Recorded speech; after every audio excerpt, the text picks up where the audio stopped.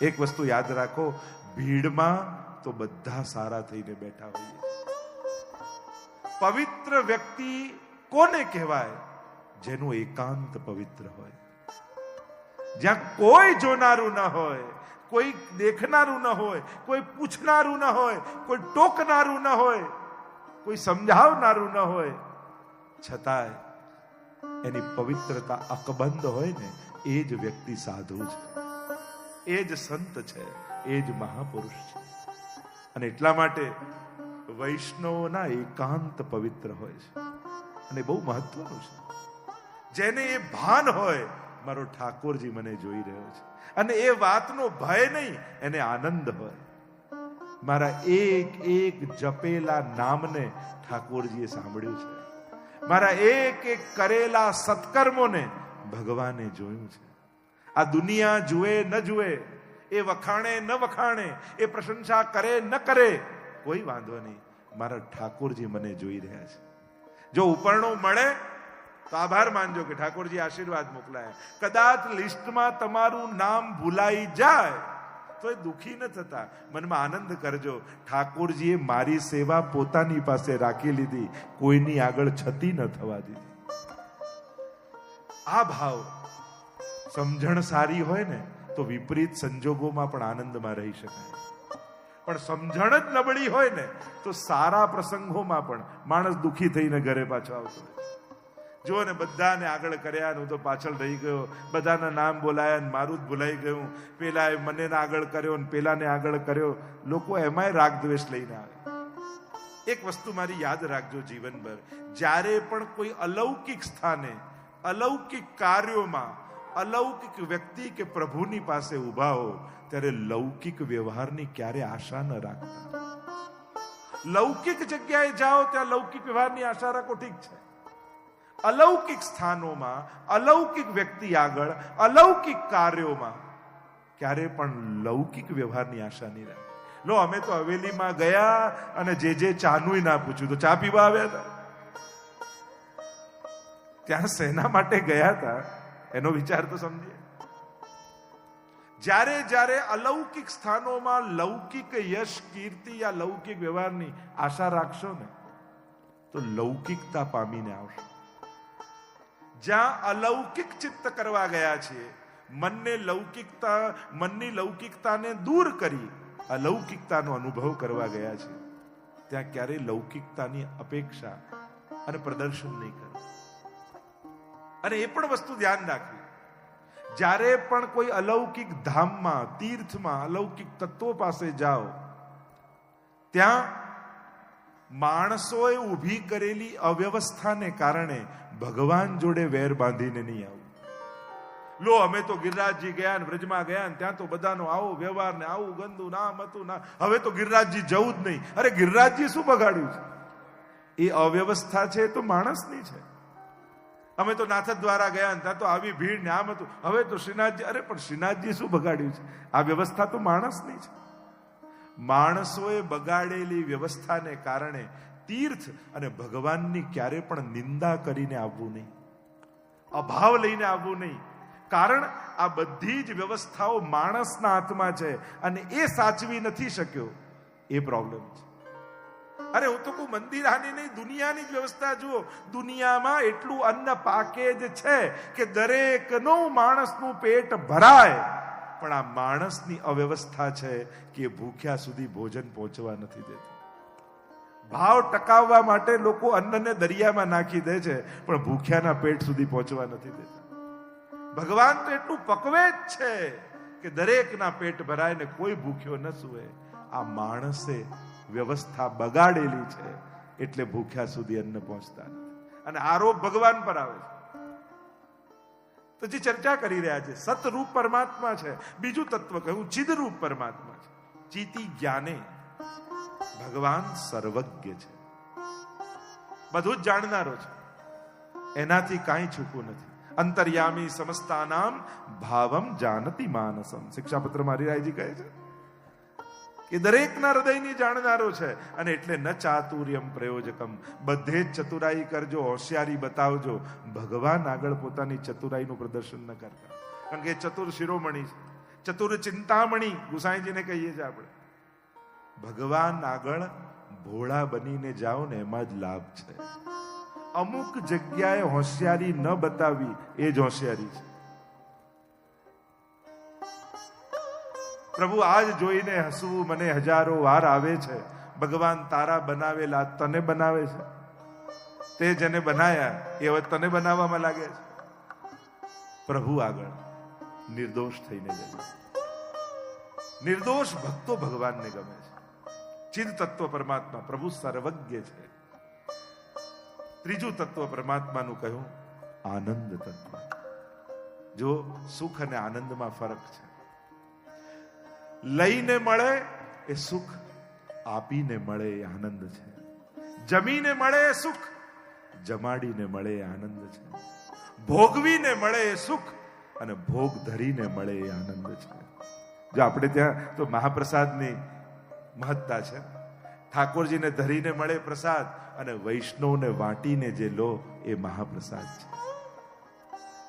તમારા ઘરે કોઈ મહેમાન આવ્યો, ભૂખ્યો છે, તમને ખ્યાલ છે, તમારા માટે એક જ થાળી છે, છતાંય તમે એને જમાડી દીધો, તો એને જમતા થયું એ સુખ અને ભૂખ્યા રહીને પણ એને જમાડતા જે થયું એ આનંદ છે. એટલે સુખ પાછળ ન ભાગતા આનંદ મેળવવાનો પ્રયાસ કરજો. કારણ કે આનંદ એ પરમાત્માનું રૂપ છે. આનંદ એ શાશ્વત છે, સુખ એ ક્ષણિક છે. ગમે તેટલા સુખ ભોગવ્યા હશે, સમયાંતરે ભૂલાઈ જશે, પણ જ્યારે જ્યારે આનંદ મેળવવાની પ્રયાસ કર્યો હશે ને એ કાયમ માટે યાદ રહેશે. આનંદ રૂપ પરમાત્મા છે. આનંદ માત્ર કરપાદ મુખોદરાદિ, શાસ્ત્ર કહે સર્વાંગ આનંદમય છે એ જ ઈશ્વર છે. અને એ જ વેદનો આનંદ રૂપ પરમાત્મા નંદ બાબાના ઘરે પ્રગટ થયો. એટલે આપણે કહીએ નંદ ઘર આનંદમય. આ નંદ બાબાના ઘરે કોણ પ્રગટ થયું છે? તો કે વેદમાં વર્ણવેલો આનંદ પોતે ઈશ્વર પોતે આવ્યા છે. પણ કયા નામે? તો કહીએ જય કનૈયાલાલ, કૃષ્ણના નામે.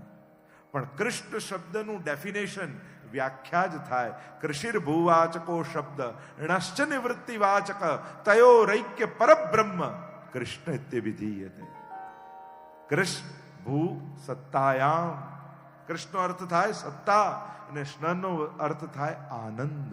એટલે કે જે સદાનંદ છે એ જ કૃષ્ણ છે. એ જ કૃષ્ણ નામે કહેવાયો છે શ્રીમદ ભાગવતમાં. આનંદ રૂપ પરમાત્મા છે.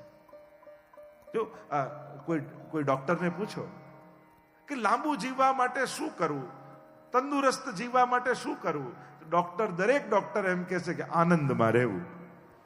પણ એને પૂછો આનંદ મળે ક્યાં, તો પાછો એનો જવાબ ના હોય ડોક્ટર પાસે. આ તો ભાગવત કથામાં આવો, ચોથો દિવસ આવે અને જ્યારે નંદ મહોત્સવ થાય ત્યારે ખબર પડે કે નંદ ઘર આનંદ ભયો, જય કનૈયા લાલ કી. નંદ ઘર આનંદ ભયો, જય કનૈયા લાલ કી. આનંદ ક્યાં છે? નંદ ગ્રહમાં. તમારે ત્યાં ઠાકોરજી બિરાજે છે ને, એ મૂર્તિમંદ આનંદનું જ સ્વરૂપ છે. અને આનંદ એ કોઈ પુણ્યનું ફળ નથી. જો સુખ એ પુણ્યનું ફળ હોઈ શકે. પુણ્યના બે ફળ કહેવાય, કાં સ્વર્ગ મળે કાં સંસારનું સુખ મળે. પણ ભક્તિ મળે, સેવાનો આનંદ મળે, એવું ક્યાંય પુણ્યથી મળે એવું નથી લખ્યું. એ તો ઠાકોરજીની કૃપાથી જ મળે છે. તો પ્રભુ કેવા છે? સચ્ચિદાનંદ રૂપાય. એ રૂપ વાળા છે. અચ્છા, આવું સુંદર રૂપ તે કરે છે શું?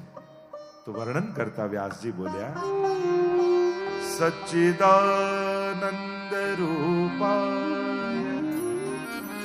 વિશ્વોત્પત્યાદિ હેતવે. શું કરે છે? વિશ્વની ઉત્પત્તિ, સ્થિતિ અને લય કરે છે. એટલે કે જે કોઈ ન કરી શકે એ કાર્ય ભગવાન કરે છે. તો કે માણસ પણ સર્જન કરે, એ પણ પાલન કરે અને એ પણ ખોઈ બેસે, વિસર્જન થાય. તો બંનેમાં ફરક શું? તો કે માણસ સર્જન કરે ને તો એને એમાં મોહ થઈ જાય, પાલન કરે તો એને અહંકાર થાય અને ગુમાવી બેસે, લય કરે, નાશ થાય તો એને દુઃખ થાય. પણ ભગવાનને તો ત્રણેય અવસ્થામાં આનંદ જ રહે છે. એ સર્જન કરે, પાલન કરે કે લય કરે. જો માણસ એક નાનકડું ચિત્ર પણ દોરે ને તો નીચે સાઇન કરવાનું ના ભૂલે. આપણે દોર્યું છે અને ઘણીવાર મેં તો ઘણા ઘરોમાં જોયું છે, ઘરના રંગ બદલાય, પ્લાસ્ટર બદલાય, આખા ઘર બદલાય, પણ પેલું પિક્ચર તો દિવાલ પર લાગે જ જે પોતે બનાવ્યું હોય. એમાં એનો મોહ જાય ને. જ્યાં જ્યાં સર્જન હોય ને ત્યાં માણસનો મોહ આવી જાય. પણ ભગવાન સર્જન કરે તો એમને તો આનંદ જ રહે છે. પાલન કરે માણસ કોઈનું તો એને અહંકાર થઈ જાય. આપણે આને સેટ કરી દીધો, બિચારો એમને એમ ફરતો તો ગામથી આવ્યો, આપણે એનું બધું ગોઠવી દીધું, પણ તારું કોણે ગોઠવ્યું એ તો કે. ભગવાન કરનારો તો એ જ છે. માણસને અહંકાર થાય છે, ભગવાનને આનંદ રહે છે. ઘણી વાર લોકો નથી કહેતા અમે નહીં રહીએ ત્યારે ખબર પડશે ઘર કેમ ચાલે છે. એવા કહેનારા બધા જ જતા રહે છે અને બધાના ઘર ચાલતા રહે છે. કોઈ નાથી કઈ અટકતું નથી. ઉલટાનું એ ગયા પછી, એના ગયા પછી વધારે સારું ચાલે ઘર, કારણ કે એ જ નડતો હોય. એક વાત મારી યાદ રાખો, દુનિયામાં ભગવાને કોઈને પણ એટલું મહત્વનું બનાવ્યું જ નથી કે જેના જવાથી ભગવાનના કામ અટકી જાય. કોઈ એમ માનતું કે આ છે તો સંસ્થા ચાલે, આ છે તો દેશ ચાલે, આ છે તો પાર્ટી ચાલે, આ છે તો મંદિર ચાલે, આ છે તો અમારું હોસ્પિટલ ચાલે, આ છે તો સ્કૂલ ચાલે, આ છે તો જ્ઞાતિ ચાલે. ચલાવનારો ઈશ્વર છે. એને સામર્થ્ય આપતા વાર નથી લાગતું.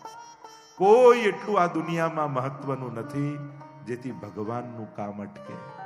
સંસાર ચલાવવું એ ઈશ્વરી કાર્ય છે અને એ ચાલતું જ રહે છે. કોઈના જવાથી કે આવવાથી કઈ ફેર પડતો નથી.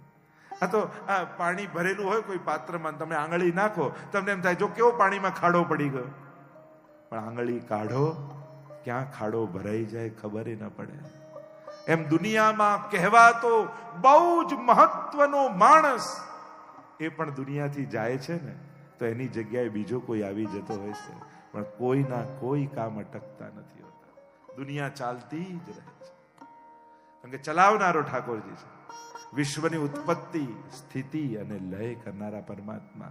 પણ જીવ અને ભગવાનમાં ફરક એટલો, જેમ એક નાનકડું બાળક દરિયા કિનારે તમે માટીથી રમતું જોયું છે, ખાડો ખોદી અને દરિયા કિનારે એ રેતીથી ઘર બનાવતો હોય ત્યારે પણ આનંદ હોય. ઘર બની જાય પછી છીપલાને વીણીને લાવે, એ ઘરમાં રમતો હોય ત્યારે પણ આનંદમાં હોય. અને મા બૂમ પાડે કે બેટા ચલ ઘરે જવાનો ટાઈમ થઈ ગયો, અને ધ્યાનથી જોજો કૂદકો મારતા મારતા ઘર તોડતો હોય ને ત્યારે પણ આનંદમાં જ હોય. એમ ઈશ્વર પણ સર્જન કરે તો આનંદથી, પાલન કરે તો આનંદમાં, અને લય કરે તો એ આનંદમાં જ મેળવે છે. મહાપ્રભુજીનો મત છે અહીંયા નાશ અને સર્જન નથી, અહીંયા તો આવિર્ભાવ અને તિરોભાવ છે.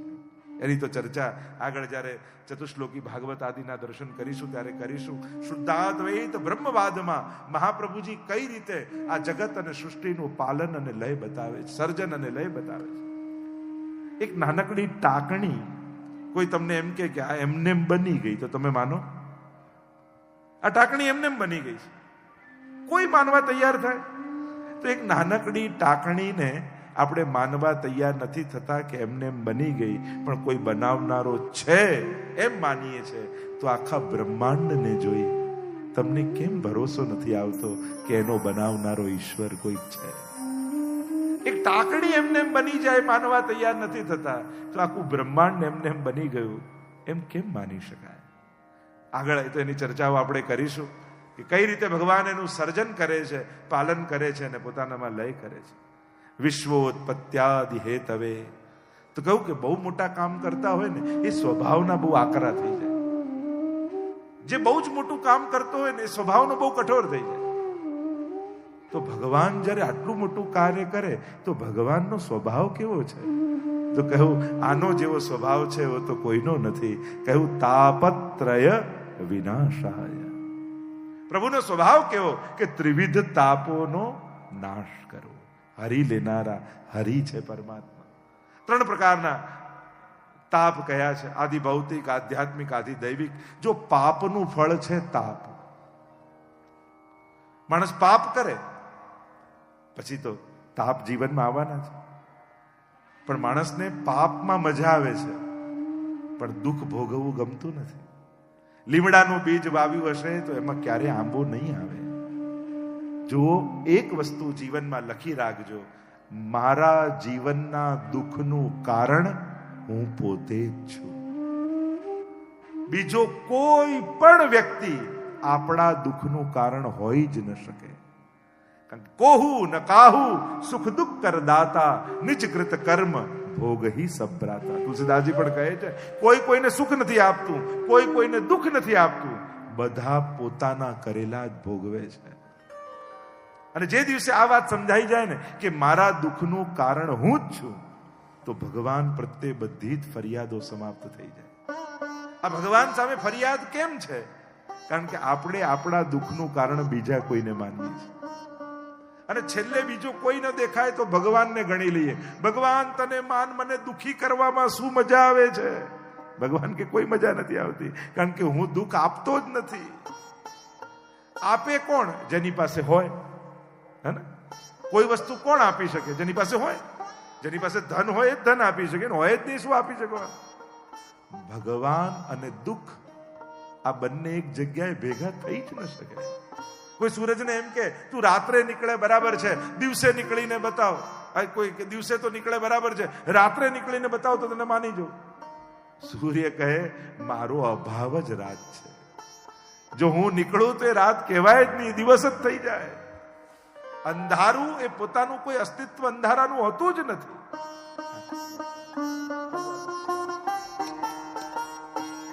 બોલો ગોવર્ધન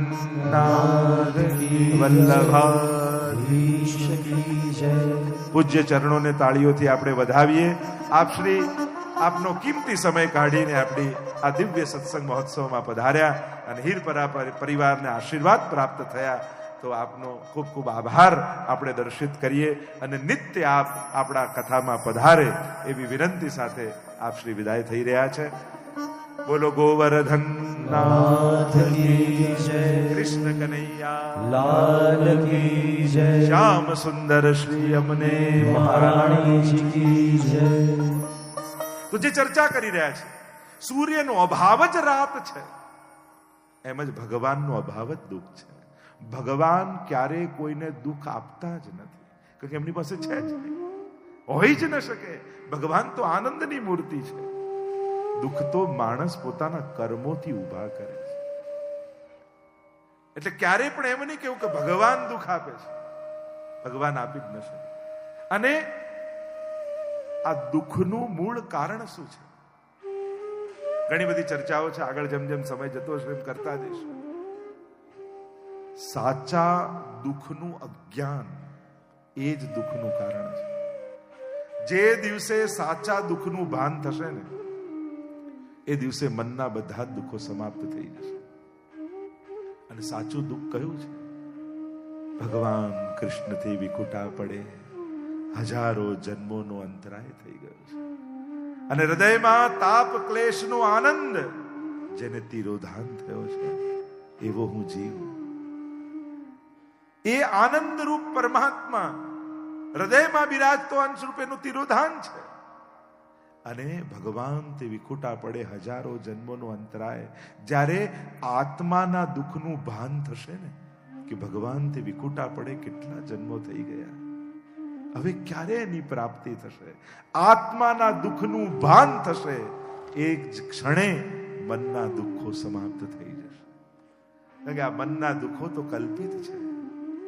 અને જે ક્ષણે આત્માના દુઃખનું ભગવાનથી વિછડ્યા હોવાનું, વિખૂટા પડ્યાના દુઃખનું ભાન થશે, ત્યારે સંસારને પામવાની કામનાઓ જ સમાપ્ત થઈ જશે. એટલા માટે ભગવાનથી સુખ માંગો નહીં, ભગવાનને જ સુખ માનો. જે ભગવાનને પોતાના જીવનનું સુખ માની લે ને, એના જીવનમાં દુઃખ ક્યારે આવતા જ નથી. કારણ કે ભગવાન પાસે પણ સુખ માંગવું, કારણ કે સુખ ક્યારે એકલું નથી આવતું, એ દુઃખ લઈને જ આવતું હોય છે. એના બીજા પાસામાં દુઃખ હોય છે. દિવસ ક્યારે એકલો નથી આવતો, એ રાત આવે જ છે. ઘણી વસ્તુઓ દ્વંદ્વમાં છે, એકલી ના આવે. તાપત્રય વિનાશાય, ભગવાન ત્રણેય તાપોને હરી લેનારા છે. જીવનમાંથી દુઃખમાંથી જો મુક્તિ જોઈતી હોય દુઃખમાં જીવનમાં તો એક જ જગ્યા છે, ભગવાનનું શરણું.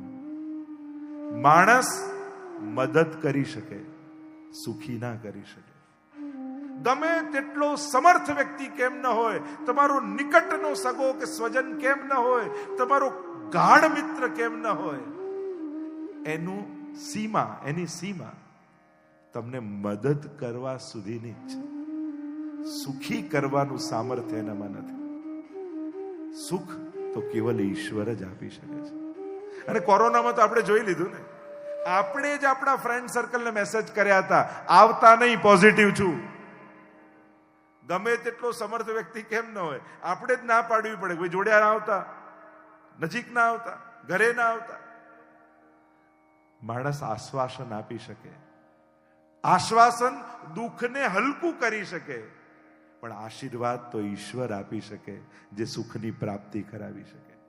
અને ભાગવતનો અંતિમ શ્લોક, પ્રણામો દુઃખ સમનસ્તમ નમામિ હરિમ પરમ.